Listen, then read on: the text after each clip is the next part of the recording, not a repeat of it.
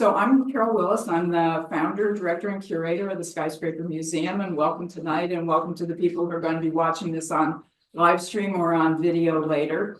The Skyscraper Museum has a book talk, a monthly series of authors who look at New York and issues of urbanism, especially tall building urbanism. And we'd like to feature especially New York, and look at contemporary issues as well as history. And tonight, Nicole Gelinas' book called Movement: The New York's Long War to Take Back Its Streets brings together that kind of long span of the history of the 20th century and the impact of vehicular traffic in New York City, but it also looks at the present and the future in the same way that Nicole does, because she is someone who writes about policy, contemporary policy, as a senior fellow at the Manhattan Institute, as a regular contributor to the New York Post, where I don't know if you all read the New York Post or not, but many people do, and she has influence in voicing questions that are difficult questions for New York and difficult decisions. So policy informed by history. And Nicole is going to do about 30 minutes or so of a presentation on her book, and then she's going to be joined in dialogue by Lynne Sagalyn, who is a colleague and friend of mine, and actually one of the board members of the Skyscraper Museum, and an author, an academic, recently retired from Columbia, but she taught in the Columbia Business School, and also looks at policy, but in and planning in a historical perspective. And Lynne, some of you may know Lynne's book, the definitive look at the rebuilding of the World Trade Center, called Paragraph Zero, and more recently, a book called Times Square Remade, which is the second volume of Times Square Roulette, which she did about 10 or so years ago. And this is a kind of quid pro quo tonight, because Nicole reviewed Lynne's book, and so we have a kind of a comeback where Lynne will be the commentator on Nicole's book and explore some of the ideas. So let me just welcome Nicole Gelinas.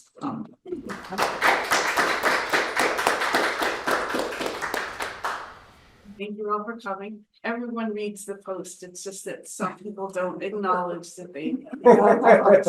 So we're here. Can everyone hear me? Yes. It's a little bit hard back here. If you Sure, I'll try to speak a little louder. If I'm speaking too loudly, just give a sign or something. So we're here at the Skyscraper Museum, whether they are modern concrete skyscrapers or the skyscrapers of a century and a half ago. What happens above ground and high above ground depends on what happens below ground. You cannot fit millions of people each day into tall buildings unless most of those people are getting into the urban core and getting around the urban core, not in individual automobiles, but via mass transit, subways, buses, commuter rail, ferries, and now what mass transit has enabled, repurposing of some of the street space for bicycles and more room for pedestrians. So how did we lose our way starting more than a century ago in New York and many other global cities and American cities, forgetting that they were mass transit dependent cities and trying to remake themselves around the automobile? And then how did we regain our way, at least partially, in stopping what was not a good thing to do, which was continue to sacrifice more of the urban landscape to the automobile, in starting to claw back some of the street space inch by inch, rebuilding the mass transit system and building bike lanes, pedestrian plazas, room for other users on the street. That process started half a century ago, continued through the Bloomberg era, de Blasio era, and maybe a little stalled in the past few years, but it continues at least to go in the same direction. So that's the topic of my book. If all goes well, we can start to look at some slides. So yes, New York City transportation and New York State transportation, activism, policy, politics, and the law. And if you have any questions or comments and so forth, please do feel free to get in touch later. So before we get to the present and the recent past, we have to go through a little bit further back in the past. So if we were standing here in 1970, we would be thinking we were in a failing or at least a flailing city. So between 1950 and 1970, New York underwent a wrenching change. The city lost close to a fifth of its peak era private sector jobs. And that job loss included significant losses in what was our tax base, what was our jobs base, the manufacturing industry. Manufacturing may be hard to think of today, but was New York City's key industry. And so for the city to lose close to half of these 1.1 million manufacturing jobs and really not know how to replace those jobs really seemed like an existential crisis for New York City. And not unrelatedly, city lost about 10% of its residential population between 1970 and 1980. So again, we were sitting here in 1970, hard to figure out how the city would move forward. So that was decline. Whose fault was this decline? We could stand here for an hour and talk about various social, economic, geopolitical, automation, many causes. Some of them nobody's fault, some of them many people's fault. But in the narrative of the 1970s, with the power broker coming out 50 years ago last year, a consensus began to form that a lot of this was the fault of one man, Robert Moses. And you can look at the subtitle of the book, Robert Moses and the Fall of New York. People sometimes forget this, that in the moment, this was a chronicle of what seemed to be irrevocable urban decline in New York City. So why was Moses at fault for this decline? This is kind of the foundational myth, which I address in great detail in the book. One bad man, he was a good man to start with, then turned into a bad man, was responsible for our 20th century planning and construction sins.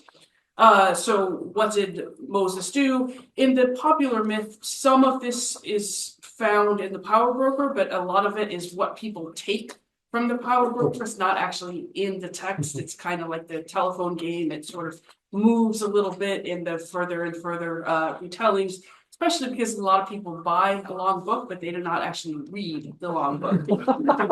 So may happen with my book as well. But basically, the short version of this is that Robert Moses, the master builder, sort of planned out this system of expressways, parkways, other motorways, and through his bureaucratic machinations was able to cleverly force this network of limited access highways onto a city whose elected officials and business community, media, the public at large would not have decided to do this if it were up to him. We always hear about how Moses sort of circumvented and worked around a system of democracy through his empire, the Triborough Bridge and Tunnel Authority. In other words, he kind of slipped the bounds of checks and balances democracy. That's how we ended up with this road network by the second half of the 20th century that we really had not wanted. That is really not the case, and it's not at all to blame the Regional Plan Association here. A terrific civic organization has done many good things over the decades, but the blueprint for New York City's expressways, parkways, overall highway system came from a prominent group of prominent citizens, mostly from the private sector, and it was called the Regional Plan. So in the 1920s, the second half of the 1920s, when Moses had no public profile, he was just building up a public profile. regional plan, this group of citizens came together and said, it's kind of like the McKinsey of it today. The future of New York is the automobile. Automobile has grown over the past few years from nothing to a few 100,000 people driving these things. People obviously like the convenience and the comfort of the automobile. And if we don't start to think about how to remake the city for the automobile, we are going to lose people. And so you see on the right here, this map reprinted from the graphic regional plan, came out in the late 1920s, called the graphic plan because there were a lot of graphics in it. In this sort of crude map, you can look through the rest of the plan online if you like and look at all of these detailed highways. But you can see the Cross Bronx Expressway, the proposed Lower Manhattan Expressway, proposed Midtown Manhattan Expressway, many other of the arteries, some of which were built, a couple of which were famously not built. So the regional plan came out. Everybody thought this is a wonderful idea. The labor unions, Lillian Wald's Settlement House, progressives, conservatives, the New York Times, elected officials, governors, mayors, business community, everyone got together and said, yes, this is what we want to do. We want to build out this road system. One of the ideas that came out of the regional plan was the parkway. The regional plan document said, this is a terrific invention, innovation, roads that are separated from where you will not have truck traffic, you will not have heavy vehicle traffic. This will be a pleasure motorway for passenger cars only, and it will go through these bucolic areas of downstate New York. It was so important that these parkways fit into the surrounding areas that the premier parkway, the Bronx River Parkway, built by the Westchester County Commission without any input from Robert Moses, when they started constructing this thing in the first decade of the 20th century, it was delayed by several years because there were a lot of iterations and reiterations of what should the bridges look like so that the bridges do not stick out, that they blend into this scenic surroundings. So this is something that the Bronx River Parkway was so successful, state planned to expand it. Robert Moses took up the idea of the parkway on Long Island and of course expanded this throughout New York State and New York City, obviously, but this was not his innovation, his idea. The person who invented the idea of the parkway in New York State was a man called J. Downer, in charge of the Bronx River Parkway construction. You can see, just as we do today, they had a dinner gala in honor of J. Downer. Robert Moses was invited to this dinner as a guest, not as an honoree, and Downer became somewhat of a mentor to Moses. When Moses had trouble with the politics of building out the Long Island expressways, Southern Long Island parkways, rather, the Southern State Parkway, for example, he went to Downer for political advice, and Downer would help him out with dealing with the New York State legislators. So, and you can see this letter from the archives. You have J. Downer telling Moses, I was very impressed with the progress that Moses was making on Southern State Parkway. And Downer goes on to say to Moses, you will have established a reputation for yourself once this project is done, going on to sort of tell Moses, the younger man, essentially keep up the good work. You are doing a good job of expanding this idea of the parkway. And Moses was very grateful for this. So, this idea that the parkway came out of one man's mind as sort of a plot to keep buses and other large vehicles off of the broad road network is just not really borne out by the historical evidence. So why is this important? I mean, why are we sitting here 100 years later talking about whose idea was the parkway? This was, we get into the myth number 2, the idea that Moses had built out this network, gone around and circumvented democracy, and he was the villain. It would take one hero or heroine to sort of put this villain back in his place and kind of slay the monster. This is also, and again, not to take away from Jane Jacobs' real accomplishments. Sometimes people say, why are you criticizing Jane Jacobs? I'm not criticizing her, but I'm putting her into the context of the times, just as I'm putting Moses into the context of the times.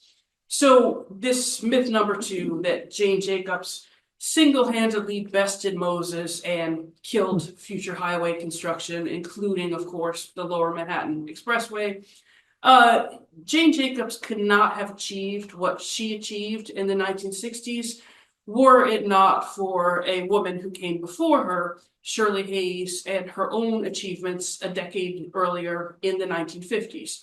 So you see from the Village Voice, 1955, this was the first couple of issues of the Village Voice. This was their first big project as advocacy journalism.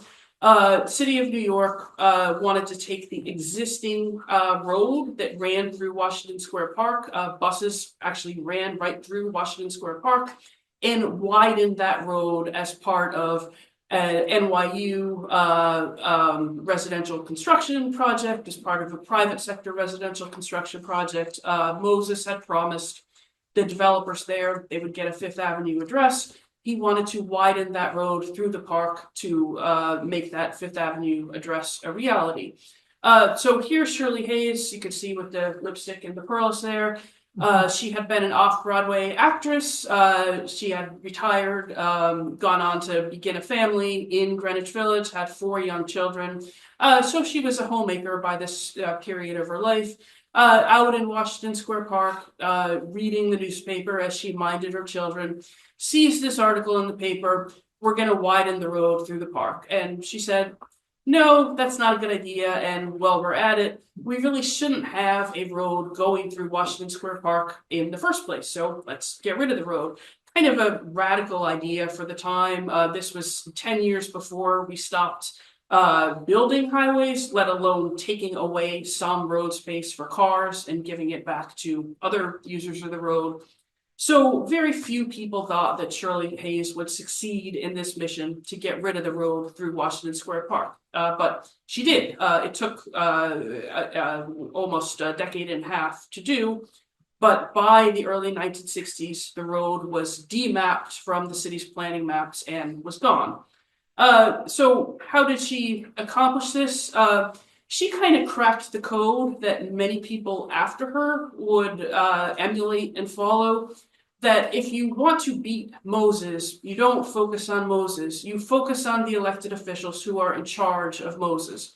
So in planning to build this wider road through the park, Mayor Wagner at the time, Robert Wagner, and the borough president, they would hide behind Robert Moses. They would say, go talk to Moses if you don't like the road. This is Moses's project. If you can't convince him not to build it, too bad for you. But Shirley Hayes knew that was not the case. Every single one of these projects that Moses was nominally building had to be approved by the elected city government through the planning commission, through the board of estimate, and state projects had their concurrent necessary state approvals. Moses could not simply come and build something on the landscape of New York City without the permission of elected officials. So Shirley Hayes gathered up her neighbors, eventually through petition gathering, was able to go to the mayor, go to the borough president and say, we've got a third of the population of Greenwich Village who has signed our petition against this road. We want to get rid of the existing road. And we are voters. If you don't go along with this, we are going to vote you out of office. That was a credible threat at the city level, and even more credible threat when it came to elected officials who only represented Greenwich Village, including Carmine DeSapio, the Tammany Hall boss. And so through this sort of grassroots political organizing and activism, Shirley Hayes and her organization made it very clear to the mayor and to the borough president and to Carmine DeSapio and the village leaders, we are going to vote against you unless you don't build this. And they eventually capitulated, did demap the road from Washington Square Park. And as they capitulated too slowly, actually lost some key elections over this. One of the reasons Carmine DeSapio lost his seat as district leader was this issue of being too slow to realize the people who wanted to get rid of this road were actually politically serious. But it worked. Keeping the pressure on the elected officials meant that they had to tell Moses effectively to back off. So fast forward another decade, the Jane Jacobs era, bigger projects and bigger battles having to defeat the Lower Manhattan Expressway. Jane Jacobs pretty much employed the same strategy. It was not a battle between her and Robert Moses. It was a battle between her and many people on her side and New York City's government. It was not Moses who backed down from the Lower Manhattan Expressway. It was John Lindsay. John Lindsay in 1969 had a very tough re-election fight. He had won office in part because of the support of a growing anti-highway faction. Why was there a growing anti-highway faction? Because the city was starting to see through the highways it had already built that we are not going to build our way out of traffic. Instead, we are creating for ourselves a traffic mess, and we should stop doing that.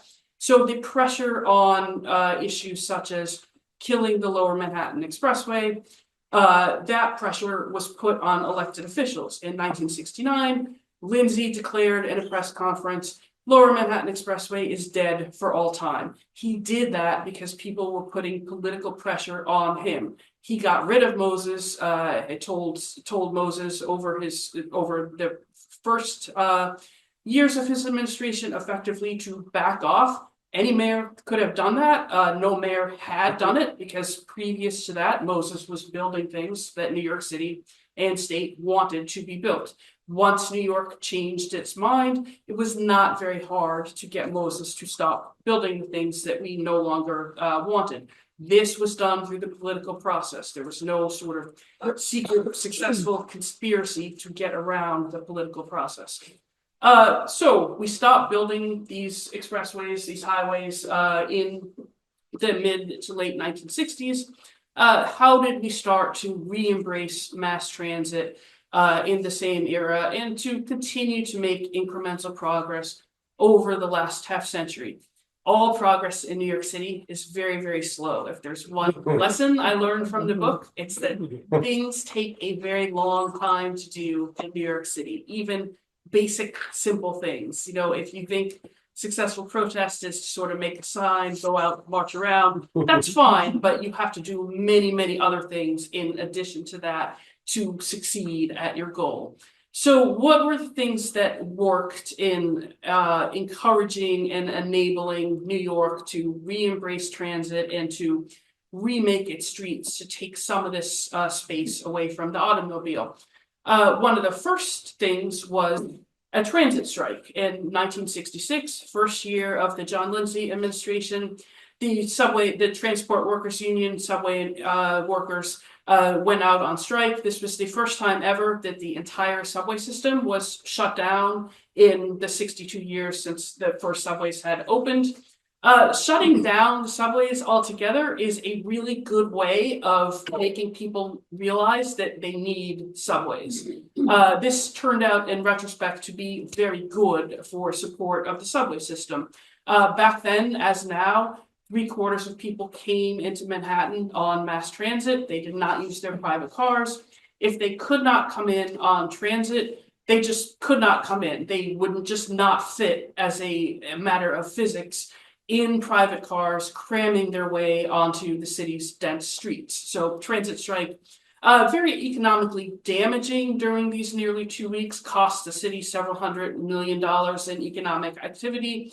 Not good for workers, not good for public safety, but over the long term, it made people understand, including the business community, if we don't have a transit system and if we continue to let the transit system deteriorate, we are going to have much bigger economic problems than a short-term transit strike. So this was part of the impetus that caused Governor Rockefeller at the time to create the MTA. It took another decade to start funding the MTA. Another thing that made New York realize the future is not the car was visible pollution. So today, at least if you're lucky enough to live in a global city in the West, most of our pollution is invisible. We tend to think about carbon dioxide, global warming. Back then, the pollution was very visible. You know, you woke up and the windowsill was covered in this soot that you would have to wipe off every day, and then you would come home and there was more soot on the windowsill. There was visible smog. People began to be very worried about themselves and their children breathing this in. Car was, of course, one of the top three drivers of what was causing the smog. City activists and government officials began to realize unless we start rebuilding the mass transit system and get even more people out of their cars, we're not going to be able to address the pollution issue. And this woman named Hazel Henderson just passed away a couple of years ago.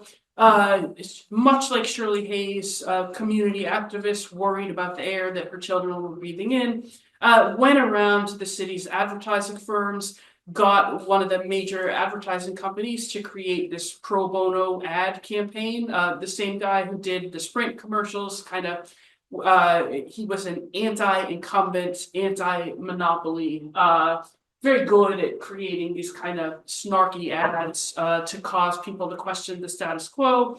And he would go to the major publishers and say, if you're running one of our car ads, you know, run one of these free ads. And it actually worked. These ran in most of the major publications, and the activists did not have to pay for this free publicity. So getting a lot of attention to the pollution issue. Thinking about, yes, we have to get people back on the transit system for economic reasons and for environmental reasons. Again, this led or helped lead to the creation of the MTA in 1968. This was the first time where the MTA actually absorbed Moses's tri-borough empire, used the surpluses that when people went over Tri-Borough Bridge or another Moses crossing, they paid a toll. That toll more than covered the cost of operating and maintaining that facility.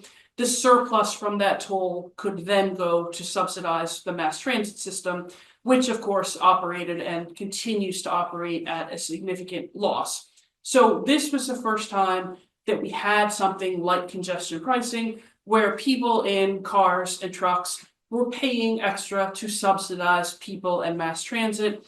Why did they do that? Partly because, of course, the government made them, but also partly because it was good for them as well. If you were driving a car, you want everybody else to be in the transit system so that there is less traffic for you. So this was, again, taking the tolls and using them to subsidize transit. This was the first time that New York State and city officially recognized we are going to have cars subsidize transit. That is because transit is both the past, but also the future of the city, kind of leapfrogging over that half a century of the expansion of car infrastructure. Of course, another fateful aspect of the creation of the MTA is this gave control of transit to the state, not to the city. Kind of its own complex topic that we can talk about during Q&A, has its good points and its bad points. Again, created the MTA in 1968. Because we do things so slowly, it wasn't until the early 1980s that the state cobbled together funding sources for the MTA. So you see Richard Ravitch there, the second person in from the left.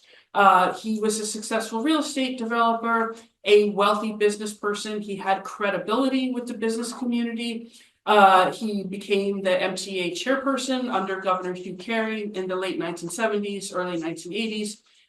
He understood that the situation after decades of neglect was in dire straits if the state did not approve several significant sources of permanent tax revenues for the MTA. The state and city would not recover the tax base that had been fleeing to the suburbs.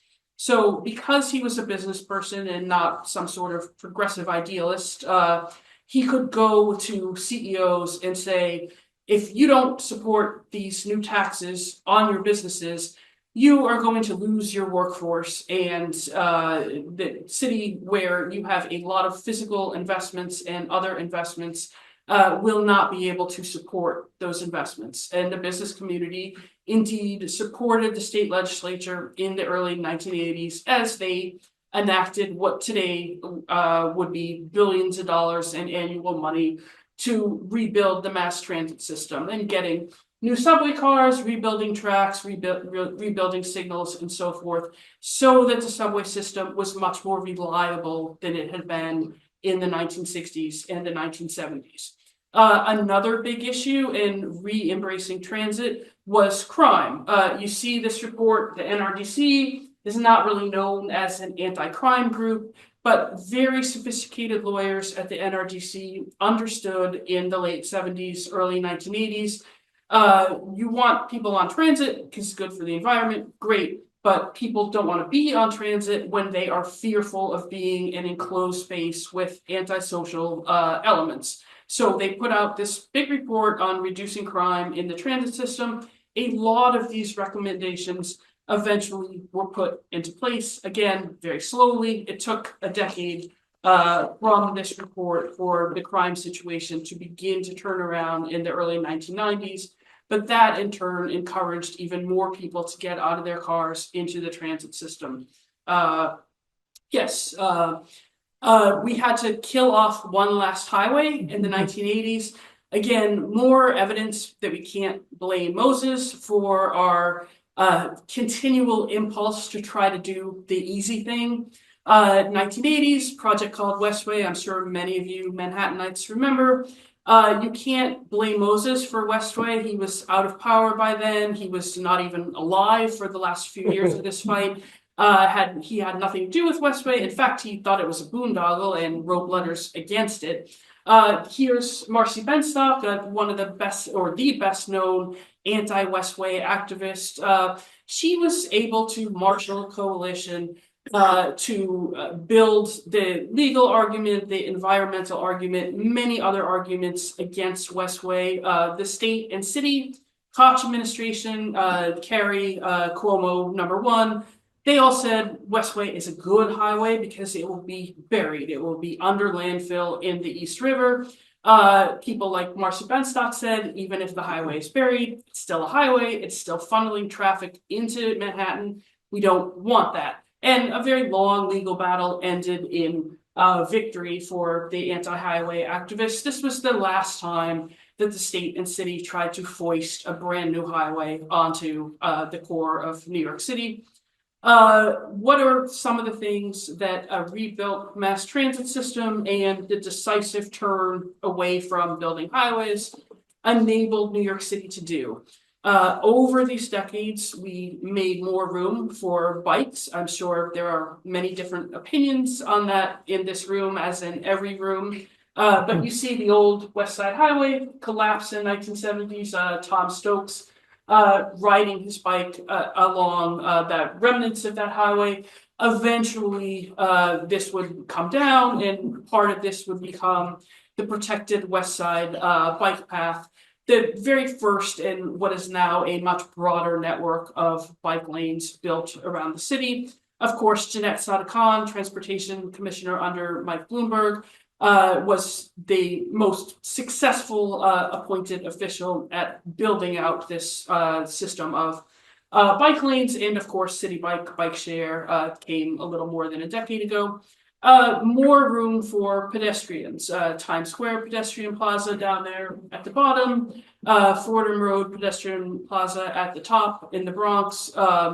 If more people are riding underground and not above ground, there is more room on your streets to make room for the people who are the majority of users of the streets, which of course are pedestrians and people looking for a respite from their day. So, you know, as with many things in New York, these don't work perfectly, but they do work better than what was there before, which was just a massive crush of cars fighting with a massive crush of pedestrians. And what may be the most important part, always save this for last, rebuilt mass transit system and an under rebuilding street system means that we could reduce traffic deaths significantly. We tend to think about the number of murders every year as a barometer of public safety.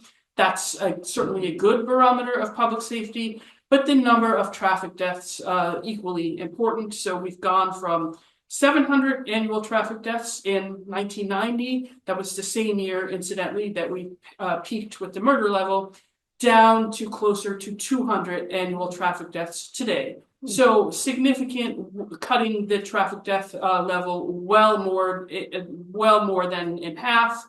You see Amy Cohen here, sadly lost her young son, Sammy Cohen Eckstein, in a traffic crash in Park Slope more than a decade ago.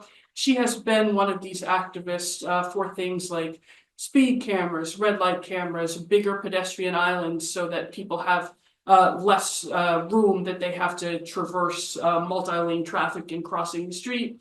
Bike lanes also make pedestrians safer because when you have the bike lane there, you've taken away or narrowed a lane of traffic for the cars and trucks. That means that traffic has to move more slowly as you cross the street as a pedestrian. So even if you never ride a bike, that space given to the bicyclists makes the street safer for everybody. And you can see, just put some of this in data presentation.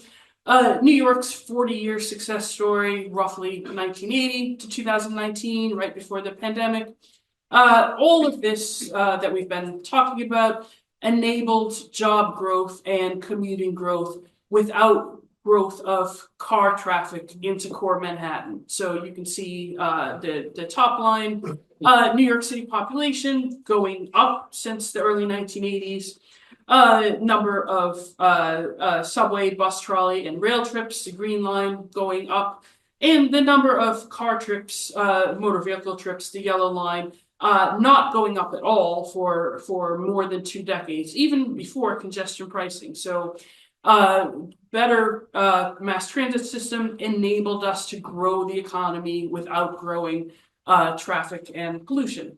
Another just aspect of this is 30 years success story going back to 1990. Tremendous job growth in New York City, again, up until the pandemic, without growth in car traffic. Again, private sector jobs, blue line going up, usually a good thing. Subway, bus, trolley, and rail trips going up until the mid-2010s. Then Uber and Lyft had started to cut into this, but for the most part, people coming to Manhattan were arriving on mass transit, no growth in private motor vehicles to core Manhattan. And the most important success story, I took this picture of one of our wonderful drivers. Thankfully, no one was hurt in this crash, basically crashed into the building. But the total number of traffic deaths and pedestrian deaths, a subset of that, going steadily down again since that peak in 1990. So pushing up against a record population, a record daytime population with tourists and commuters, but no growth in these crashes caused by automobile and trucks. So what is kind of the capstone of all of this over the past 2 weeks is finally really doing congestion pricing. Congestion pricing as an idea has been around for more than half a century. You could not do this and have a prayer of gaining public support for this unless you had already substantially rebuilt the transit system and remade the streets so that there was room for other activities on the streets rather than just the car and the truck traffic. So you see there the MTA chairperson, Jana Lieber, behind the Triborough Bridges and Tunnels worker, unveiling that congestion pricing zone sign a couple of weeks ago. Of course, although the subtitle of the book is the war against the car, people say, well, there's still a lot of cars. That's true, and we certainly are never going to, nor do we want to, get rid of all of the car traffic in New York City. But here's an important piece of unfinished business. There's Congressman Richie Torres looking over the Cross Bronx Expressway, one of the many highways that we did build that cut through the densely built urban neighborhoods in the 1950s. There are ideas out there to cap parts of the expressway with a park.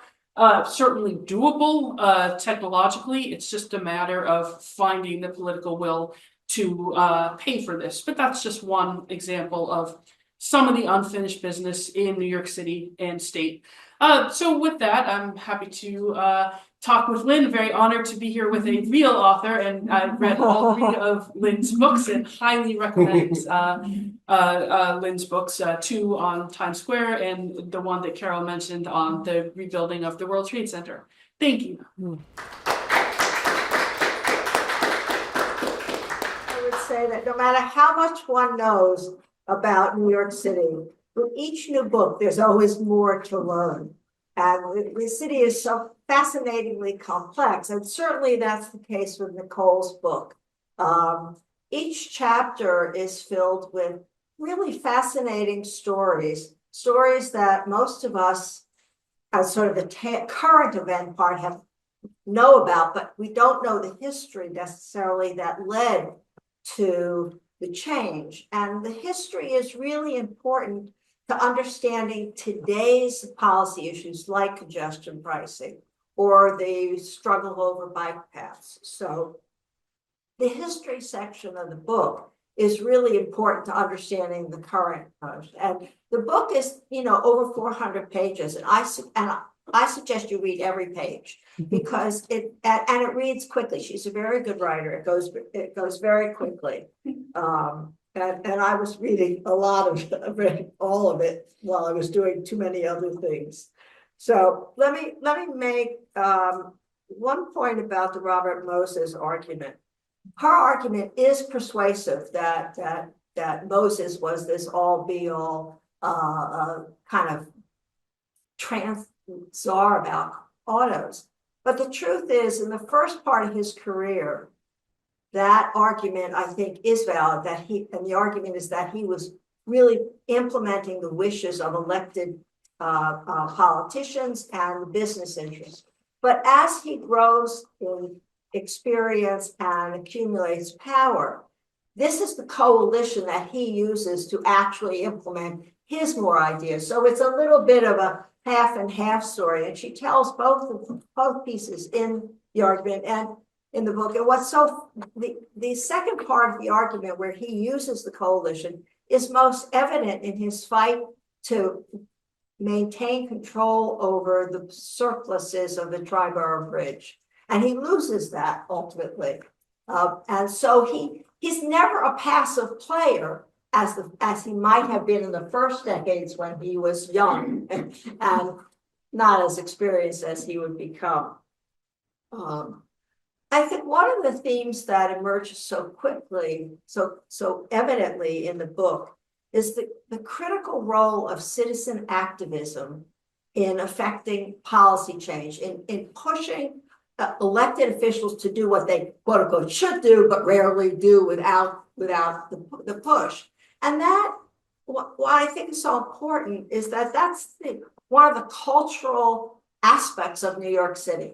And it may be true to a lesser extent in San Francisco, but it's really part of the DNA of New York City politics, of how important citizen activism is, whether it be the anti-car expressway efforts of Washington Square, or fighting the lower Manhattan Expressway, or pushing against Westway, or pushing for dedicated bike paths. And then there's a chapter there of what she calls it was called Mothers Against the Ghosts of Moses, and it's about the efforts of citizen activists in the Bronx to actually mediate the damage from the Cross Bronx Expressway and the Sheridan Expressway. And it's a fascinating chapter because seems too much of New York history that gets written about and presented in papers is all about Manhattan. But this is a really important story about what's going on in the Bronx. And I'd say it was almost a predicate for some of the gentrification, which will not be comfortable for many of the longtime residents of the Bronx. So the other point I would make, my last point before asking some questions, is that one, that what Nicole said, that it's a long road to change in this city. It takes a long time. And the first plans rarely succeed, but the second plans have a better chance. Third plans have an even better chance. But it's the persistence of citizen activists and the fact that big ideas don't die too quickly in this city, that eventually many of them, not necessarily all of them, will come to fruition. And something else that I read into the stories here is that there's a set of critical actions that exist, that press against the conventional notion that New York City can't think big. This is a real problem, especially with the fall of Westway, that, there was this problem of bemoaning the fact that New York could not think big anymore. Well, I raised the question, is it really important for everything to be big? If you think about the citizen activism and the kinds of change that it has inspired and pushed for, the incremental and the small incremental does make a difference. It doesn't always have to be the big projects. So I have several questions for Nicole. One is, as somebody like you've written about transportation for a long time, and I don't know how long it took you to do this book, but you'll tell us. What were some of the surprises that emerged for you in writing this, in doing the research and writing the book? Yeah, thank you, Lynn. I think one of the biggest surprises is how sympathetic a figure John Lindsay came across. He is seen often as a kind of failure, that he had all of these ideals, but he wasn't able to execute those ideals. And some of that is certainly true, but on the ideals, he was correct. I mean, he came into office in 1966. He had campaigned on returning to mass transit and refunding and rebuilding the transit system. He wanted things that people made fun of, like air-conditioned subway cars. But all of those things became important, and he was right on the ideas. And that was just an example. There were several, but he was not very good at the political execution. He was just steamrollered over by Rockefeller. He didn't seem to understand that you couldn't just sort of go to city council or go to the state legislature and just ask people to vote on a non-cynical, this is what the future should look like, and if you want to be remembered well, this is what you should vote for. He wasn't good at that kind of favor trading and real politicking and power hoarding. And Rockefeller was much better at that, which is partly why the state ended up taking control over transit. I mean, Rockefeller stole Lindsay's idea to merge Triborough and the subway system. Lindsay had run and won partly on that, and Rockefeller just said, that's a good idea, but I don't want the city to have that power. I want to hoard that power at the state level. So that was one on that.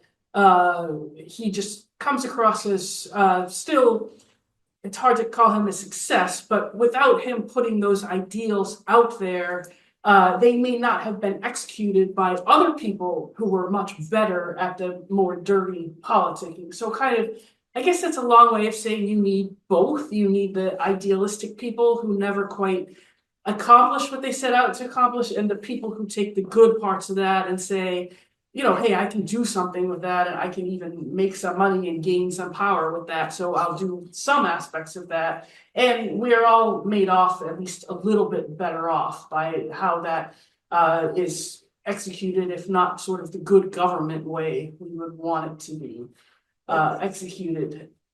It brings me a question that from your remarks, which is you mentioned about the MTA being in control of the state. Is that better than the city I'm very fascinated by, there was an implication that it was better for the state to be in control than the city. And did that have something to do with Lindsay and the fact that he couldn't execute? The issue, I mean, much as the same case as with what you write about with the powers that the state has that the city just doesn't have. So, you talk, of course, about some of the taxing powers, some of the regulatory powers. These are at play with the MTA too, because Moses could hoard the tri-borough surpluses because tri-borough made a surplus.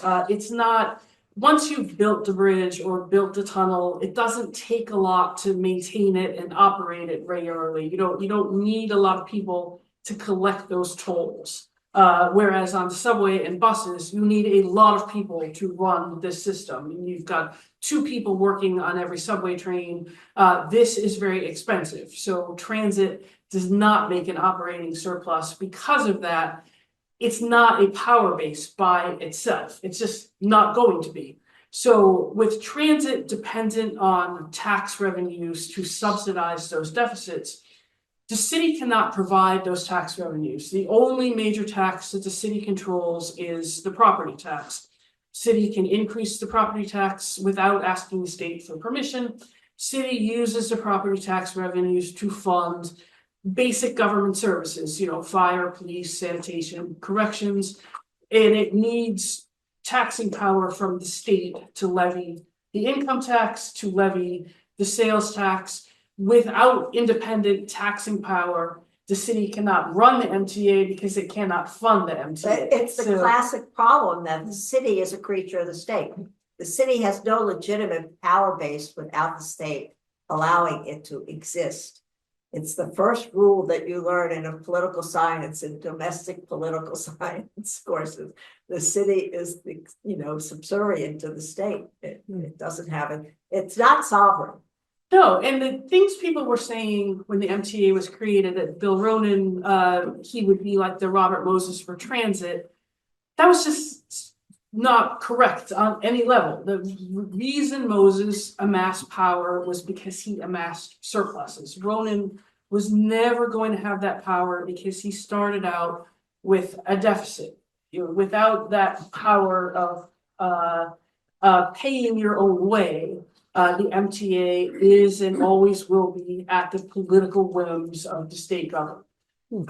As we know currently. Another question, did any of the stories you tell through and your understanding through research change your preconceptions? And then those of us who do research, we have preconceptions.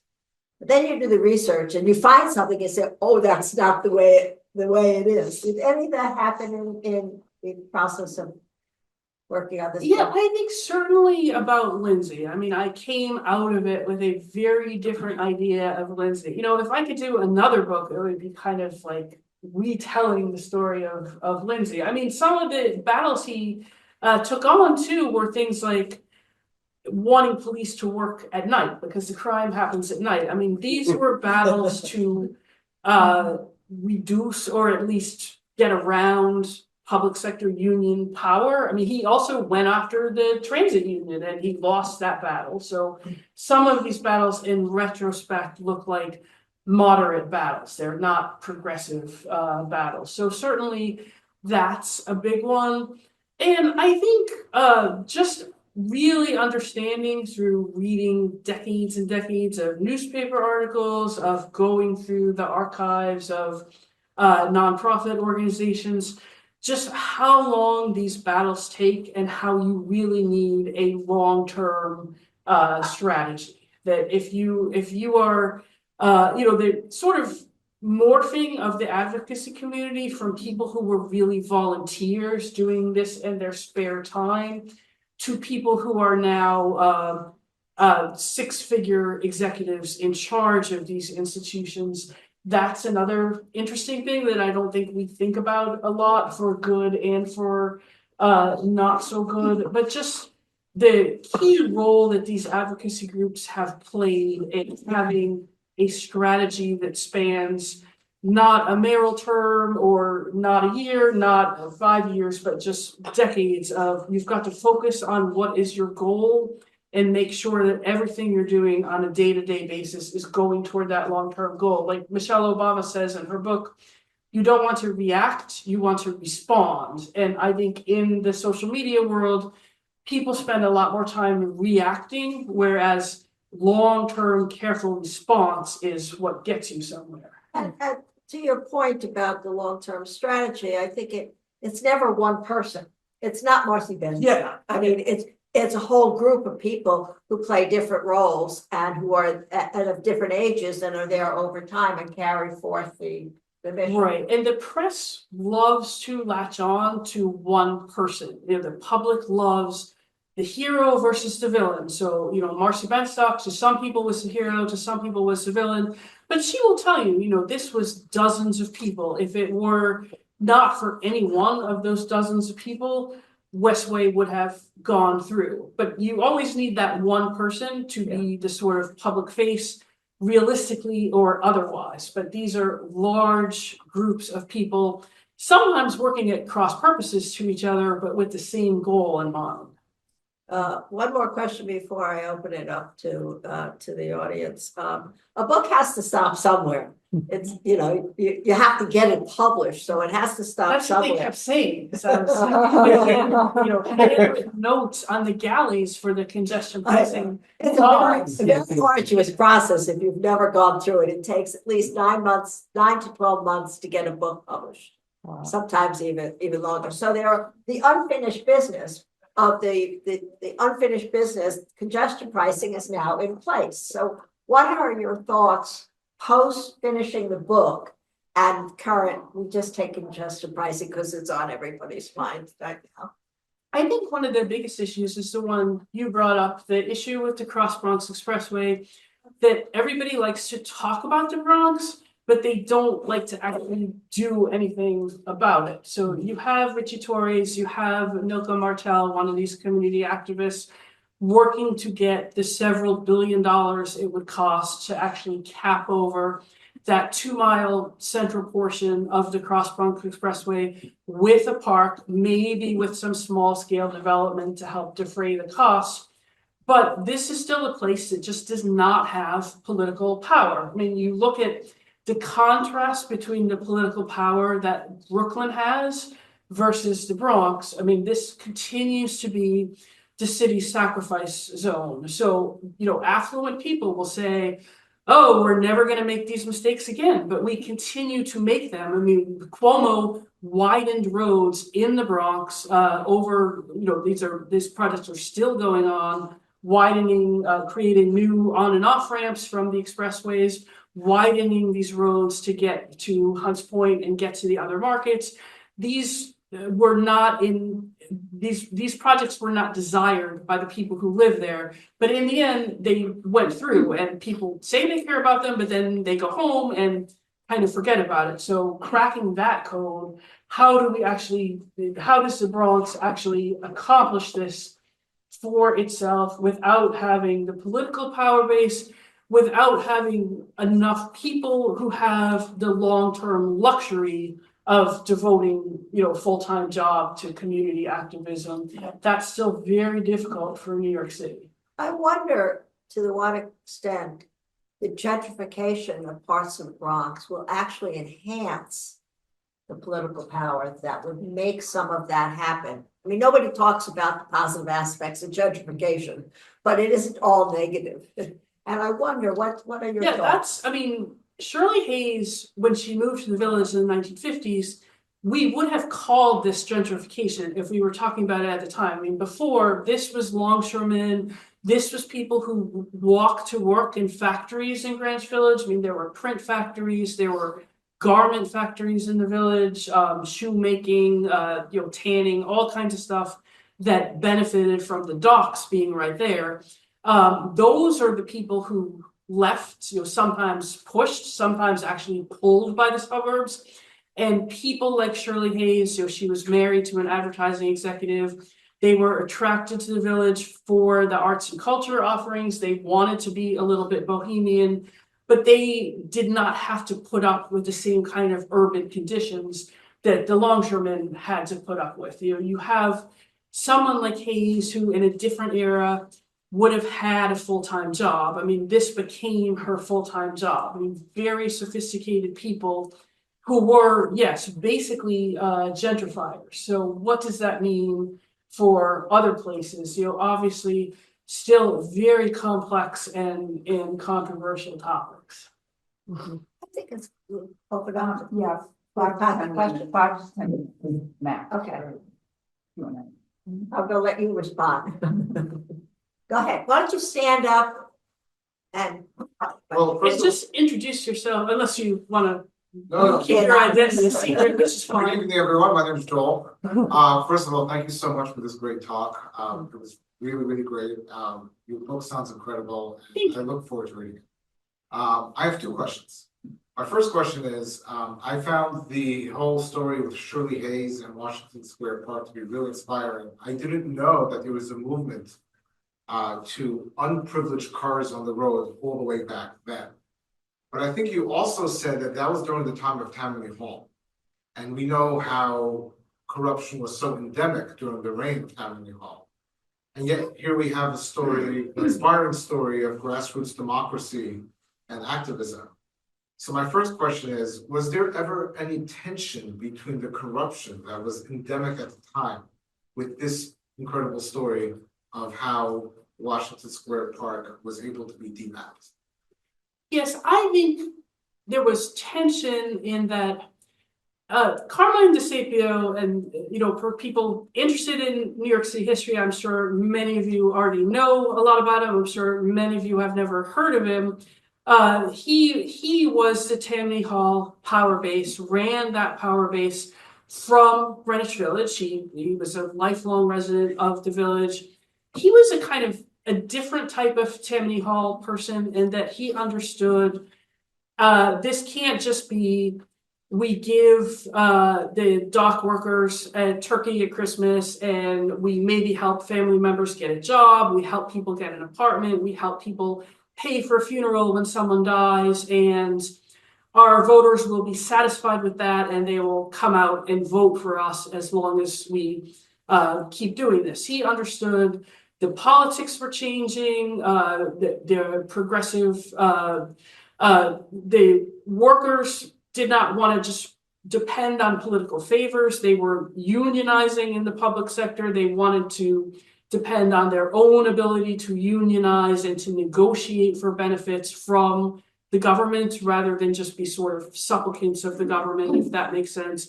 And also understood people who did not depend on this Tammany Hall largesse expected something different from their government, and they were gaining enough power to present a credible threat, and in the long term, a winning threat against Tammany Hall. I mean, DeSapio saw people like Ed Koch starting to build political careers and fighting against the Washington Square Park Road. And eventually he saw the writing on the wall. I mean, he held up the Shirley Hayes petitions and said, yes, I'm on your side. We're going to get rid of this road. But it was too late. He was voted out of his district leader position and lost that power base, again, in large part over this fight. And this fight was emblematic of other issues in the village in New York City as well. But the broader issue of corruption, I would urge you to read the trolley chapter because you had 3 different mayors. I mean, this goes way back into history. Mayor Highland in the early 20th century, he wanted to get rid of the streetcars because the streetcars were run by private sector companies. He hated the private sector. He would be in the DSA today. Then you had Mayor Walker. He wanted to get rid of the streetcars because he was corrupt. And I don't think we have to say he was allegedly corrupt because he won't sue us, but he thought there was money to be gained in awarding bus contracts to replace the streetcars. And then you had Mayor LaGuardia, who liked the private sector, and the private sector then wanted to get rid of the streetcars because the buses were the wave of the future. So you had 3 different mayors with 3 totally different ideologies but they came to the same result, that we would tear up the streetcars and replace them with buses. So having one ideology or the other, or being corrupt or not, is not a guarantee for or against a good policy. Thank you, I did not know that. You're Just very briefly, my second question. You had alluded to how the MTA being under state control allowed it to tap into certain authorities and the ability to raise money in ways that the city couldn't. Yeah. Do you see a downside to that, where the MTA is essentially run by the governor, who is accountable to a statewide electorate, whose interests may be divergent from those of? Yeah, I think you identified the downside exactly, that as Cuomo told me for the book, most people think the mayor runs the MTA. So the governor is shielded from public criticism, at the same time is in charge when he or she wants to be in charge and wants to get credit for transit issues. And you see with congestion pricing, I mean, Hochul, one day she's talking up congestion pricing, the next day she's running away from it. So in trying to win or re-win audience at a state audience, very different than if you were just addressing the city audience. Thank you. Well, no more. Yes, right there in the front. My name is Suzanne O'Keefe. I'm an architect and I've read your book. I want to congratulate you, and I urge everyone on this cold night who hasn't to do that. Two things. I have two questions also. One, do you see trolleys coming back? That's sort of yes or no. But do you see trolleys coming back? Because there's a really interesting chapter or chapters that talk about trolleys carrying more people. People love them, and then buses coming in. But my other question, and you talk about, I began work at the end of the Lindsay administration at the Office of Lower Manhattan Development, Richard Weinstein, they were architects. And it was from there that the Nassau Street Mall was this experiment. However, it was put in and actually implemented with no cars at all, except for deliveries in the mornings. And over the years and decades, the Nassau Street Mall now has cars. It's the only way to walk from north-south from the New York Stock Exchange to Pace. And so, yes, it was great, but somehow within the government or whoever those agencies are, that someone decided and now there's cars there. So I just wanted to say that progress, at least pedestrian, making public spaces, making it easier to move, sometimes gets lost. Yeah, no, I think you're absolutely right. That's actually in the book. And that was another example of Lindsay having very good ideas. And in that case, executing the idea. And then he tried to take that and build a pedestrian mall along Madison Avenue. There were actually Lindsay era plans to pedestrianize Broadway, 48th Street, much of which we're either have done or are maybe going to do, that just got lost during that era as crime and fiscal issues took precedence. Instead of making progress, we were trying not to go backwards too much. So that's another important story in the book and a precursor to the things that Bloomberg and Jeanette Sagalyn did. And yeah, you're absolutely right. Unless you're constantly vigilant about these things, it's very easy to see progress eroded, because one day you say, well, we're going to take away the barriers and let delivery vehicles, and then if nobody's paying attention, especially if there are not a lot of residents, this just, you put your stake in there, and then one day you've got parked cars there, and then you're starting all over again. So that's always a real risk. That's why I think Bloomberg and Jeanette were very smart in saying, we want to cement this with physical infrastructure that, you can tear up Times Square if you want, but it would be really expensive to do it at this point. Well, Blasio wanted to. Yeah, I know. Yeah, and he backed off. And the trolleys, I think it would be wonderful to replace the buses with trolleys. I mean, we had trolleys were an example of priceless street transit infrastructure that we destroyed, and you can't blame that on Moses. I mean, they were pretty much all gone or in the process of being gone before Moses had any power. But in the meantime, doing the dedicated busways and thinking about some dedicated light rail demonstration projects, that would be good progress to maybe someone running for office and saying, I'm going to bring back the trolleys, which I think would be terrific. Fred Harris. I have three things I wanted to ask you about the MTA. First was that I think, technically the transit authority was an authority, could have done all this state power stuff if the legislation let it do it. But creating the MTA brought in the suburbs, and I think that politically it wouldn't have happened unless the MTA came in, the suburbs came in, and Long Island Railroad and Metro North. But when that happened, the Triborough got the surpluses of the Triborough, at least for many, many years, were divided in half between the commuter lines and the transit authority. So the money did not go where it was most needed.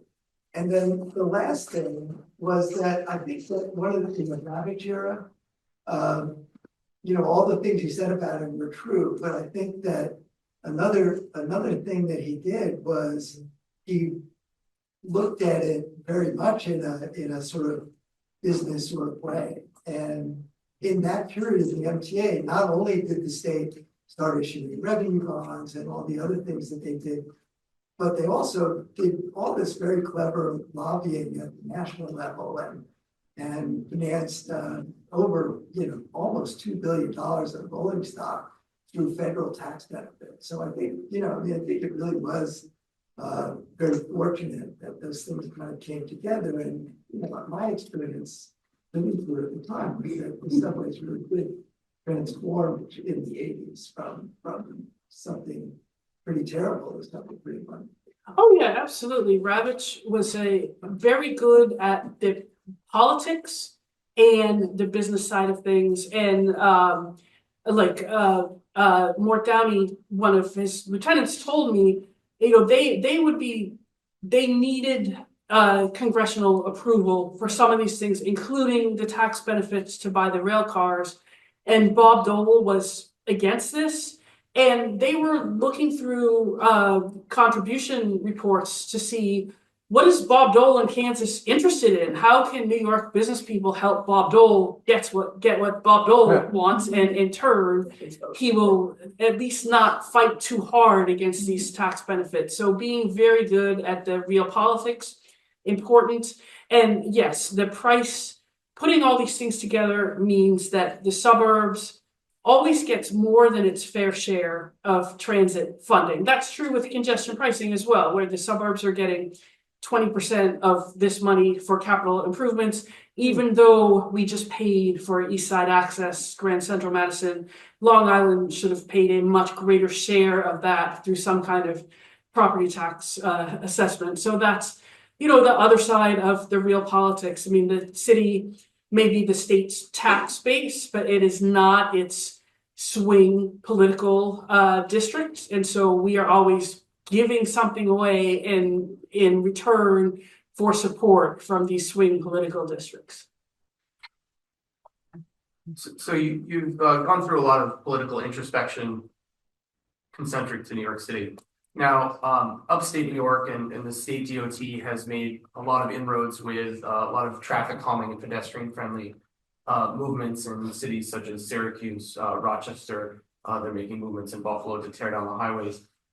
Is there any introspection in the book about ways that we can, the engineers and the designers who are making strides in this field, to implement these things in the city?